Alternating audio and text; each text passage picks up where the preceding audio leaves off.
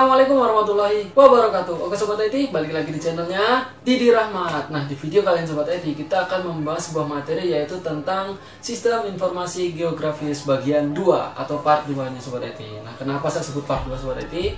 Nah, sebelumnya saya sudah membahas tentang GIS ini atau Sistem Informasi Geografis, itu part 1-nya.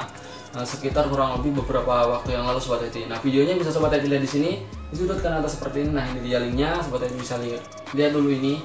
Nah, untuk part 2-nya apa sih bedanya? Nah, di sini kita akan membahas GIS sedikit lebih dalam dari part 1-nya. Nah, tentu saja Sobat IT jangan kemana-mana, tetap terus pantengin video ini dan simak terus.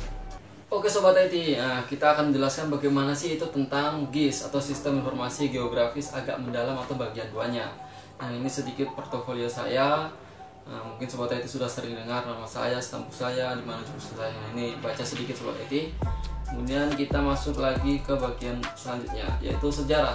Nah, dilansir dari buku Ensiklopedia Geografi Sistem Informasi Geografis tahun 2014, yaitu karya Nur Fitriana Sari, dijelaskan bahwa SIG pertama kali diterapkan tahun 1967 Sobat IT.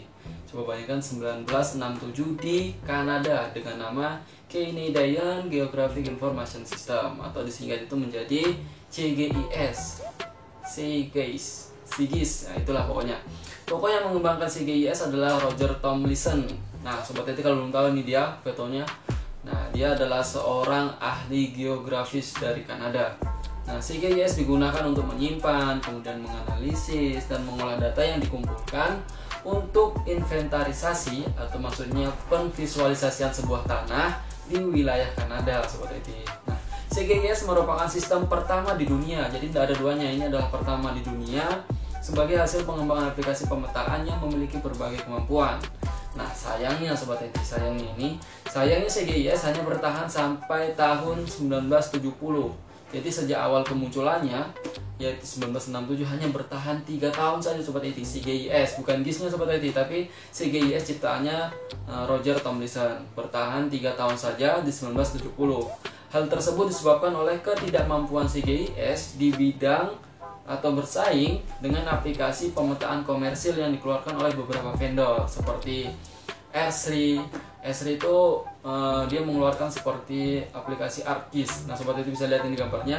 Kemudian Keris, kemudian Mapinfo. Nah, ini dia gambar-gambarnya Sobat IT.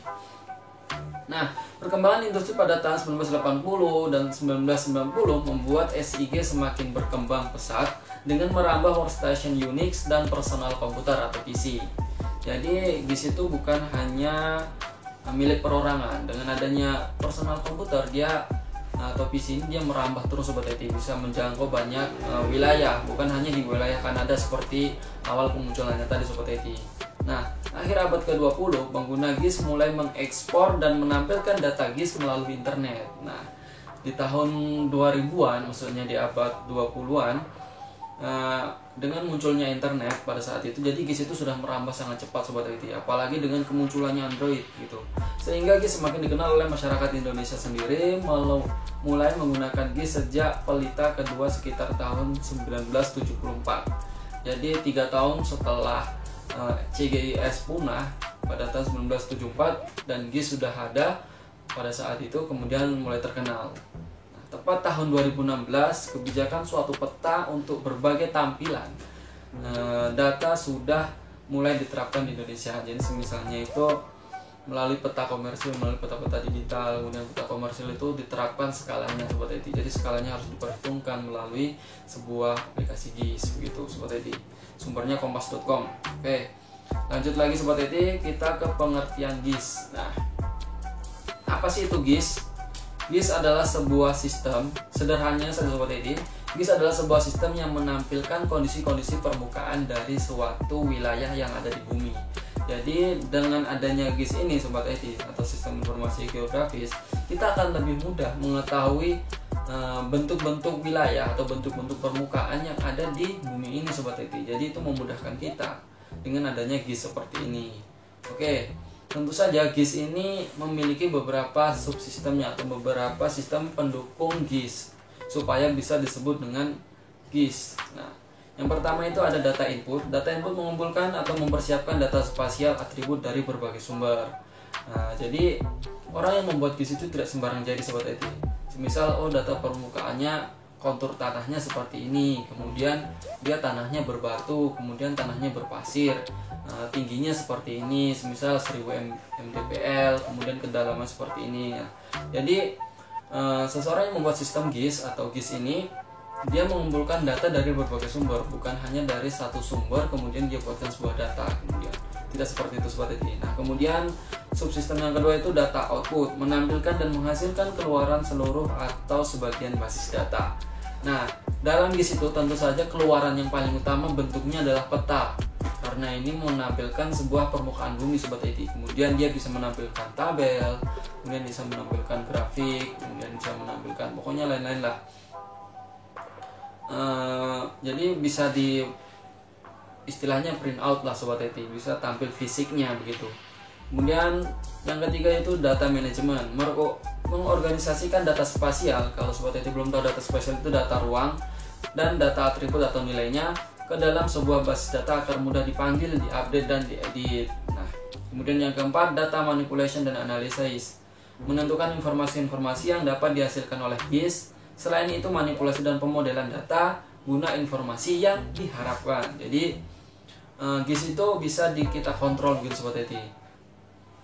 Oke, lanjutnya tentu saja GIS ini tidak terlepas dari kekurangannya ataupun kelebihannya. Oke, kelebihan GIS yang pertama itu untuk penyimpanan tidak memerlukan ruang yang besar. Kemudian akses informasi cepat dan mudah. Kemudian analisis spasial atau ruang dan tekstual dikerjakan lebih dari satu layar. Jadi untuk sebuah sistem geografis kita bisa menampilkan beberapa tampilan atau layar begitu, supaya sekaligus kita bisa membandingkan antara tampilannya sebelah dengan tampilan yang ini begitu Sobat IT kira-kira. Nah, sumber daya manusia untuk melakukan pengelolaan data tidak terlalu banyak.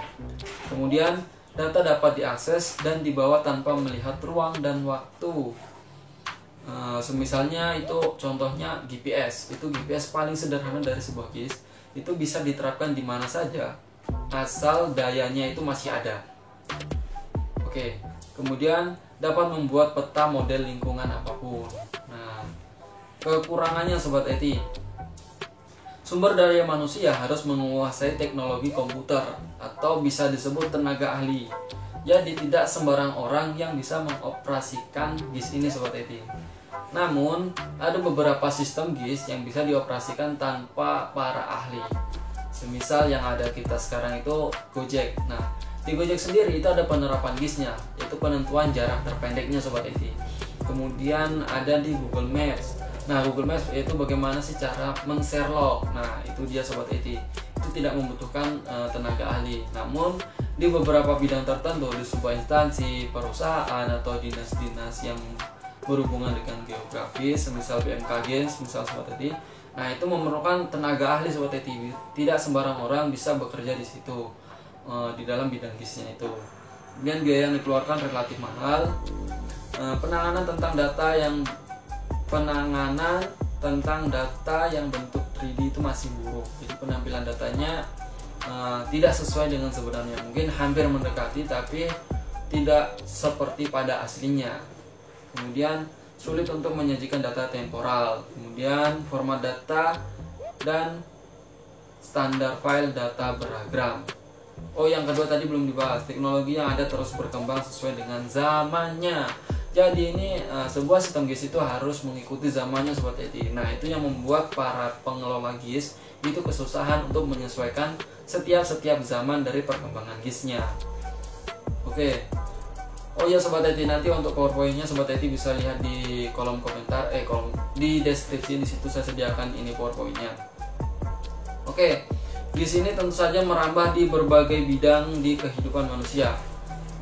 Ini di sini saya merangkum hanya beberapa bidang saja Sobat IT, 18 bidang GIS di berbagai bidang seperti sumber daya alam, perencanaan, kependudukan, demografi atau lingkungan negara, kemudian lingkungan, pertahanan atau militer, kemudian manajemen utility, kemudian pariwisata. Pokoknya itulah Sobat IT bisa baca sendiri. Itu adalah beberapa GIS di dalam berbagai bidang. Oke, kita ambil contohnya Sobat IT. Yang pertama itu sumber daya alam. Beberapa contoh manfaat GIS di sumber daya alam yaitu seperti mengetahui pertambangan. untuk mengetahui persebaran sumber daya alam atau SDA yang terdapat di Indonesia. Semisal minyak bumi terdapat di bagian mana yang paling banyak, kemudian batu bara di bagian mana, kemudian emas, kemudian timah, nikel, dan jenis barang tambang lainnya. Jadi seseorang yang mengetahui semisal emas yang ada di PT Freeport yang ada di Papua itu tidak diketahui semata-mata langsung tahu begitu Sobat IT. Itu melalui analisis tanah yang melalui sistem GIS seperti ini Sobat IT. Kemudian untuk mengetahui persebaran lahan di Indonesia, mana yang cocok untuk ditanami tanaman ini, misal tanaman palawija seperti ini, oh cocoknya di sini. Kemudian tanaman palawija seperti ini, oh cocoknya di sini. Nah, seperti itu Sobat IT. Kemudian di bidang militer atau pertahanan negara. Nah, ini yang sangat penting Sobat IT. Sebuah militer dikatakan kuat apabila dia bisa mengetahui informasi dari lawannya. Oke. Di sini semisal pemanfaat GIS di dalam militer, penyediaan data spasial untuk analisis rute-rute perjalanan logistik. Nah, ini dia Sobat IT. Semisal kita akan mengirim sebuah logistik melalui jalurnya musuh Sobat IT. Nah, di sini diperlukan lagi sistem GIS supaya ditahu mana jalur-jalur aman untuk menyalurkan logistik tadi ke tentara temannya kita yang ada di ujung sana gitu, supaya tidak diketahui oleh musuh gitu. Kemudian peralatan perang, kemudian sebagai tools untuk kebutuhan game-game perang atau war game, sebagai sarana untuk menganalisa medan secara detail, kemudian informasi dari medan yang menjadi pertahanan suatu wilayah. Nah, jadi sebuah militer atau bidang militer dia akan membuat sebuah markas, di mana markas tersebut sesuai dengan keahliannya. Semisal angkatan udara, oh di mana tepatnya udara yang bagus untuk membuatan markas, untuk membuatan latihan. Misal angkatan darat, oh di mana angkatan darat ini yang bagus medannya untuk pelatihan dalam TNI angkatan darat. Jadi seperti itu Sobat IT. Nah, dan lagi-laginya itu diperlukan sistem GIS-nya untuk memperhitungkan wilayah-wilayahnya. Oke, di sini ada kesehatan. Tentu saja kesehatan di sini seperti itu Sobat IT bisa baca sendiri. Di sini contohnya itu mungkin persebaran yang ngetren sekarang itu persebaran COVID. Nah, kan di situ di peta-peta itu kita bisa tahu Sobat IT di mana zona hijau, zona hitam, zona merah yang sudah gawat darurat itu bisa kita ketahui dari sebuah peta. Nah, itu peta adalah visualisasi dari sebuah sistem GIS. Jadi kita bisa tahu Sobat IT di mana sih yang daerah-daerah yang masih aman begitu. Di mana sih daerah-daerah yang belum terjangkit COVID, atau di mana sih daerah yang berbahaya yang seharusnya tidak kita kunjungi. Nah, itu kesehatan. Kemudian selanjutnya mengenai lingkungan. Penggunaan teknologi GIS dalam bidang lingkungan di antara lain memetakan kawasan rawan dan berisiko bencana. Nah, ini juga Sobat IT yang di sini khususnya yang ada di Palu saya sendiri Sobat IT. Nah, di Palu sendiri itu ada peta di mana yang masih diterapkan zona bekas patahan Palu Koro lalu Sobat IT. Gempa pada 28 September 2018. Nah, di situ ada peta yang menggambarkan di mana sih lokasi-lokasi yang masih aman untuk mendirikan sebuah pemukiman. Nah, itu tentu saja memanfaatkan sistem GIS Sobat IT. Semisal di daerah Petobo itu sudah termasuk daerah sebagiannya sudah ada merah yang kena likuifaksi lalu Sobat IT. Kemudian di pinggiran pantai jarak 200 meter dari bibir pantai itu sudah termasuk zona merah. Nah, itulah pemanfaatan GIS dalam bidang lingkungan, atau lebih tepatnya di bidang kebencanaan. Oke, itu contohnya Sobat IT. Kemudian kita lanjut ke kenapa sih GIS itu harus ada.